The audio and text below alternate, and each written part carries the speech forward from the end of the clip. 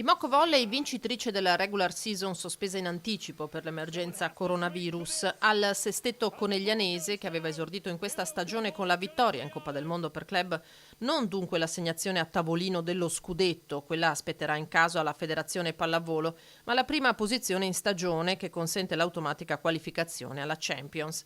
Per coach Davide Santarelli una magra consolazione per una squadra che da ottobre a febbraio aveva perso in campionato una sola partita. Significa poco in questo momento perché è una via di mezzo fra l'aver stoppato tutto, non aver assegnato nulla e l'aver dato invece dei titoli a cui noi puntavamo tantissimo. È ovvio che per noi è un po' difficile accettare la decisione di ieri perché eravamo in ballo, ci stavamo provando in tutti i modi a far sì che questa potesse essere una stagione indimenticabile per tutti. È ovvio che se succede una cosa così grande tutto questo passa in secondo piano. Di certo le ambizioni dell'Imocco erano altre. Santarelli continua a sperare che la stagione non sia chiusa qui e che magari a giugno si possa riprendere a giocare. Capisco alcune società che spingano per non continuare perché pensano che non ci siano più le condizioni per poter continuare. Io penso invece che con lo slittamento delle nazionali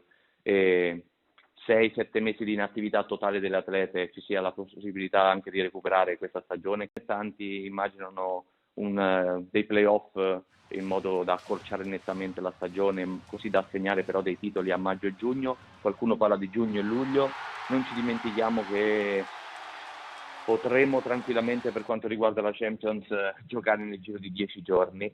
Per quanto riguarda il campionato, io credo che la formula migliore sia quella della Final Eight che abbiamo adottato per la Coppa Italia. Lo stop in termini atletici non preclude una ripresa dell'attività sportiva in tempi rapidi, dice. Io credo che le professioniste, perché le giocatrici sono delle professioniste, se sono tali continueranno a mantenersi in forma e il recupero della quella condizione per poter giocare a pallavolo secondo me necessita di 3 settimane circa.